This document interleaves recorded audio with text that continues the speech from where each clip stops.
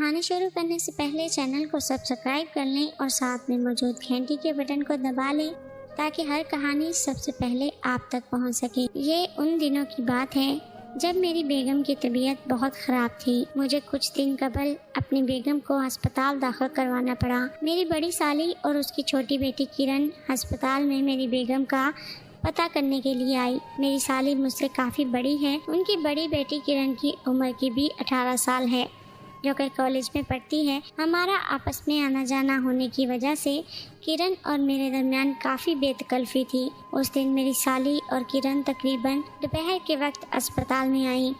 इन दिनों तकरीबन मार्च का महीना था और ज़्यादा गर्मी ना थी।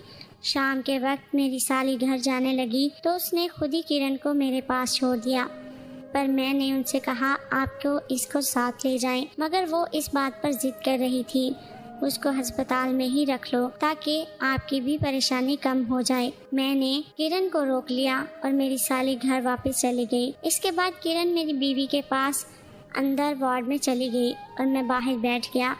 कुछ देर बाद किरण आई और मुझे एक पर्ची दी और बोली ये दवा लानी है और अगर मुझे भूखा नहीं मारना तो कुछ खाने को भी ले आए, और हंसने लगी। मैंने उससे आयशा का पूछा वो कैसी है। उसने कहा वो ठीक है, अभी डॉक्टर ने कुछ नहीं बताया। मैंने कहा ठीक है और मैं दवा लेने अस्पताल से बाहर चला गया। वापस आकर मैंने किरण को दवा दी और कहा ये देकर आ जाओ, बाहर जाकर कुछ खा कर आते हैं। उसने शापर पकड़ा और अंदर चली गई।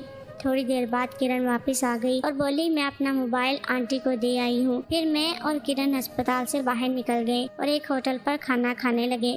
इस दौरान हम यहाँ वहाँ की बातें करते रहे। खाना खाने के बाद हम अस्पताल वापस आ गए और वो दोबारा वार्ड में चली गई। शाम काफ़ी हो चुकी थी। मैंने वार्ड से कुछ दूर एक बेंच पर कब्जा कर लिया और बैठकर मोबाइल पर फिल्म देखने लगा। रात 10 बजे के करीब किरण का मैसेज आया, कहाँ हैं? मैंने कहा मैं वार्ड से कुछ दूर बैठा हूँ। उसने कहा मैं बाहर आई थी, आप थे नहीं, मैं वापस चली गई। मैंने कहा तुम क्यों बाहर आई थी, क्या कुछ चाहिए था? उसने कहा नहीं, आंटी सो गई हैं, मैं बोर हो रही थी इसलिए मैंने सोचा बाहर जाती हूँ। मैंने किरण को रिप्लाई किया कि आ जाओ। थोड़ी देर बाद मैंने किरण को देखा, वो वार्ड से बाहर निकलकर मुझे ढूंढ रही थी। मैंने किरण को इशारा किया और वो आकर मेरे साथ बेंच पर बैठ गई। हम बातें करने लगे। कुछ देर बाद किरण ने कहा अंकल मैं थक गई हूँ, यहाँ ही लेट जाती हूँ, और मेरे जवाब का इंतजार किए बगैर ही मेरी टांगों पर सर रखकर लेट गई। मैंने पास पड़ी चादर उठाई और किरण को कहा ये ले लो। थकावट की वजह से किरण जल्दी ही सो गई और मैं फिर अपने मोबाइल पर फिल्म देखने लगा। वो एक कॉलेज की तालबा है। किरण सो चुकी थी और मैं फिल्म देख रहा था। उसका सर मेरी गोद में था और जिस जगह हम थे वहाँ लाइट कम ही आ रही थी। मैं फिल्म में खोया हुआ था। मैंने गैर इरादी तौर पे अपना हाथ किरण के सीने पे रख दिया। मेरे अंदर बिजली सी कौंध गई। मेरा ध्यान अचानक किरण की तरफ हो गया। मैं किरण को देखने लगा। किरण का ताल्लुक एक दरमियाने दर्जे के घर से था। न जाने किस वक्त मैं नींद की वादी में खो गया। अंकल उठो। अचानक किरण की आवाज मेरे कानों से टकराई। मैं भी उसके अचानक से जागने पर घबरा गया। जब मुझे थोड़ा होश मिला तो मैंने देखा दिन चढ़ चुका है। मैंने किरण को देखा तो वो बहुत खुशगवार मूड में थी। उसके हाथ में एक कागज था। उसने मेरी तरफ बढ़ाकर कहा अंकल ये दवाई ले आओ, अम्मी भी आ रही हैं। मैं जल्दी से उठा और बाहर स्टोर पर चला गया। वापसी पर मैंने देखा मेरी साली आ चुकी थी। उन्होंने मुझे देखा और बोली लगता है तुम ठीक से सोए नहीं। मैंने कहा अस्पताल में नींद कहाँ आती है। वो मुझसे कहने लगी तुम घर चले जाओ और किरण को भी अपने साथ ले जाओ, थोड़ा आराम मिल जाएगा। मैंने भी उनको हाँ में हाँ मिला दी और किरण को लेके बाहर आ गया। हम एक रिक्शे में बैठ के घर की तरफ चल पड़े। 2-3 घंटे आराम करने के बाद मैं उठा, तब तक दोपहर हो चुकी थी।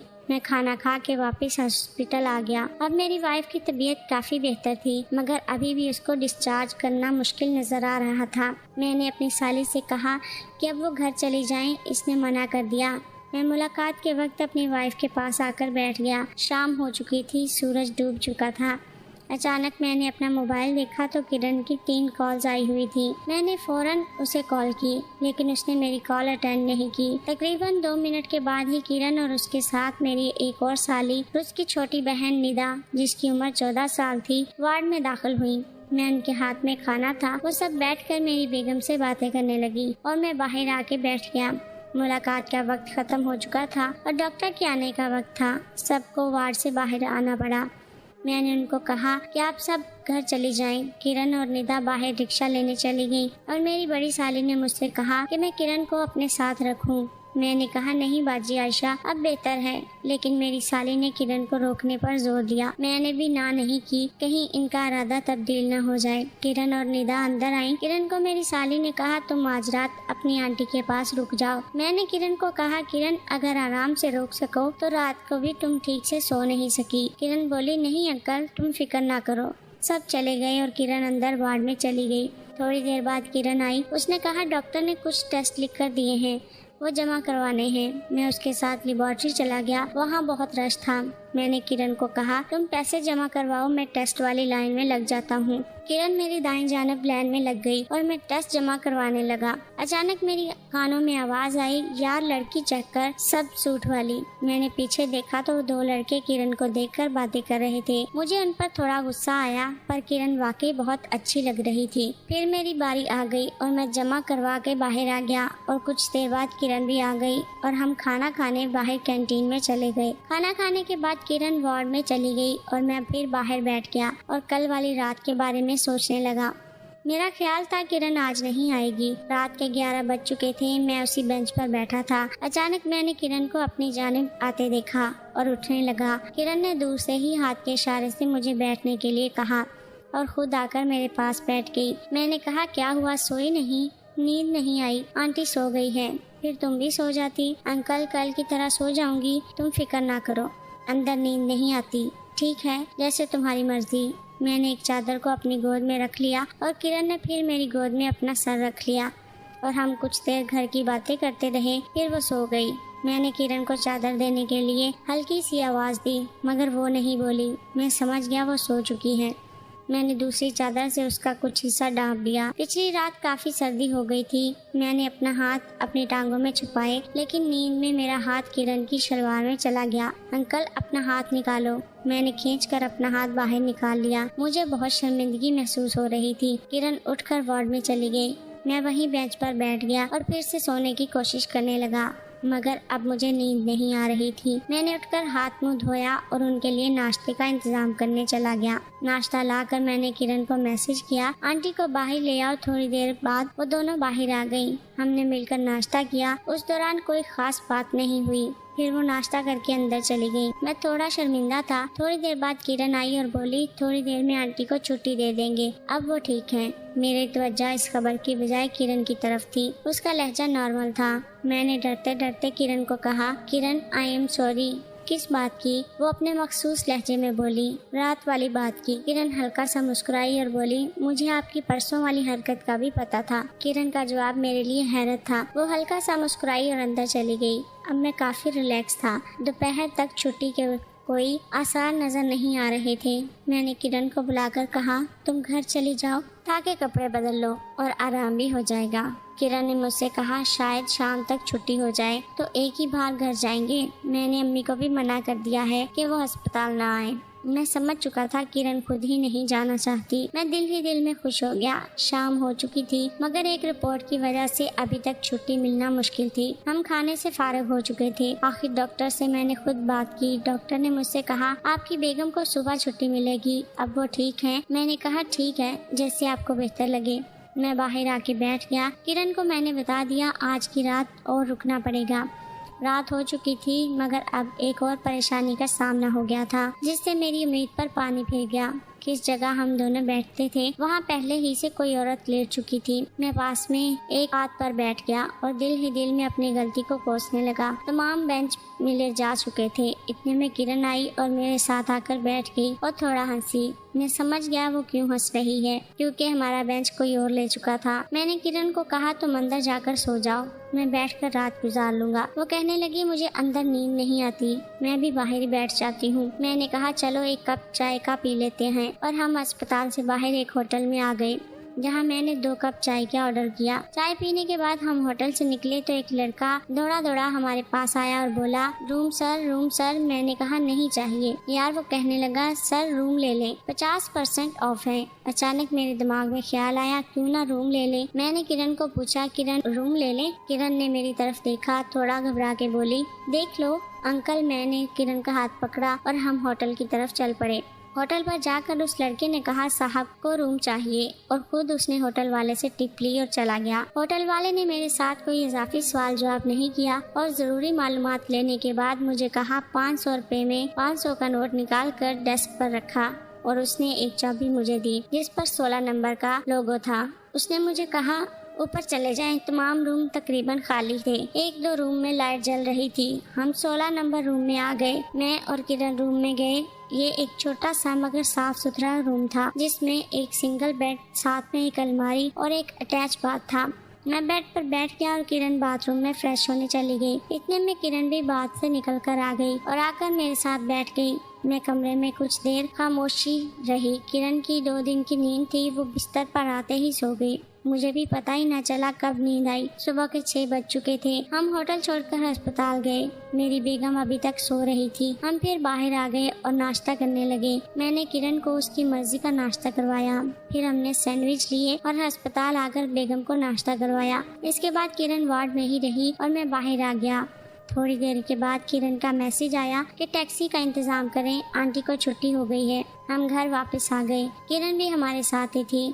मैंने किरण की वालदा को फोन करके बता दिया हम किरण को अपने साथ अपने घर लेकर जा रहे हैं। उन्होंने खुशी से इजाजत दे दी। मैंने किरण को कहा तुम दूसरे कमरे में जाकर अपनी नींद पूरी कर लो। शाम को किरण भी उठ गई और हम मिलकर खाना खाने लगे। मैंने जानबूझकर किरण को थोड़ा इग्नोर किया ताकि बेगम को कोई शक ना हो। किरण भी एक समझदार लड़की थी, शायद इस बात को समझती थी। अगले दिन किरण और उसकी अम्मी को उनके घर छोड़ आया। इसके बाद हम काफी दिन तक नहीं मिल सके, लेकिन मोबाइल पर चैट करते। एक दिन किरण ने मुझे कॉलेज बुलाया। मैं रश की वजह से थोड़ा लेट हो गया। जब मैं कॉलेज पहुंचा तो किरण और उसकी एक दोस्त मेरा इंतजार कर रही थी। मैंने गाड़ी थोड़ा पास लाकर खड़ी कर दी। किरण आगे बैठ गई और उसकी दोस्त पीछे। किरण कहने लगी अंकल ये मेरी दोस्त सोबिया है। मैंने कहा अच्छा, अब बताओ बुलाया क्यों था। किरण हल्का सा मुस्कुराई और बोली वैसे ही अंकल जी, हम आपको बुला नहीं सकते। फिर वो हंसने लगी। मैं उनको लेकर आज जूस कॉर्नर पर आ गया और मिल्क शेक का ऑर्डर दिया। किरण ने अपने बैग में से एक गिफ्ट निकाला और मुझे दिया। ये एक ग्रीन कलर के पेपर में लिपटा हुआ था और ऐसा लगता था बड़ी जल्दी में पैक किया है। मैं खोलने लगा तो किरण ने मेरा हाथ पकड़कर कहा अंकल इतनी भी क्या जल्दी है, घर जाकर खोल लेना। मैंने वो इसी तरह डैशबोर्ड में रख दिया और उनको घर उतार दिया। शाम को मेरी बेगम की दोस्त आ गई और वो उसके साथ बाहर लॉन में बैठ गई। अचानक मुझे किरण के गिफ्ट का ख्याल आया। मैंने गाड़ी में से वो निकाला और कमरे में ले आया और उसको खोला। इसमें बाहर से आया हुआ एक परफ्यूम था। किरण के अब्बू बाहर होते थे, शायद उसके अब्बू ने ही उनको भेजा हो। मैंने किरण को मैसेज किया और लवली गिफ्ट का शुक्रिया अदा किया। इसके बाद मैं और किरण हंसपे मामूल बातचीत करते। रात को काफ़ी वक्त मोबाइल पर चैट करते, कभी कॉल पर। इस तरह काफ़ी दिन गुजर गए। मैंने एक रात किरण से मिलने की फरमाइश की। किरण ने कहा कि मैं मौका देखकर बताऊंगी। एक दिन सुबह किरण का मैसेज आया, अब मुझे अपने कॉलेज बुला रही थी। किरण का मैसेज पढ़ते ही मैंने उसको अपने आने का मैसेज कर दिया और अपने ऑफिस से निकल पड़ा। किरण का सोचकर वैसे ही मेरी तबीयत बेचैन सी हो जाने लगी थी। मैंने कुछ वक्त किरण के कॉलेज से हटकर इंतजार किया। मैंने देखा किरण के साथ उसकी दोस्त सोबिया भी थी। मैंने कार का शीशा नीचे किया। किरण ने मुझे सलाम किया और आगे वाली सीट पर बैठ गई, सोबिया पीछे वाली। मैंने किरण को पूछा कहाँ जाना है। किरण ने कहा वो अपने दोस्त से मिलना चाहती है। किरण ने मुझे पार्क में चलने को कहा जिसमें हम अक्सर जाते थे। किरण और सोबिया ने कॉलेज की यूनिफॉर्म पहन रखी थी और सोबिया ने ऊपर अबाया लिया हुआ था। मुझे आज पता चला था ये दोनों लड़कियां खराब हो चुकी हैं। मैंने आज फैसला कर लिया था इनका आज मेरा साथ आना आखिरी दिन था। इसके बाद मैंने उनको बारी बारी घर छोड़ा। मैं जाने अनजाने में इस झंझट में बहुत पड़ चुका था। मेरी तबीयत बिल्कुल बदल चुकी थी। मैं अब जब तक किरण से बात नहीं कर लेता था मुझे आराम नहीं मिलता था। मेरे घर में अदम दिलचस्पी देखकर मेरी बीवी को शक हो गया। इसके बाद मैंने किरण के साथ राब्ता बिल्कुल ख़त्म कर दिया। व्यूवर्स, हमारी आज की कहानी कैसी लगी? अगर अच्छी लगी है तो वीडियो को लाइक करें, शेयर करें और कमेंट में लाजमी बताएं। चैनल को सब्सक्राइब कर लें ताकि इस तरह की रोमानवी कहानियाँ सबसे पहले आप तक पहुँच सकें। मिलते हैं नई वीडियो के साथ, तब तक अपना ख्याल रखें। अल्लाह हाफिज़।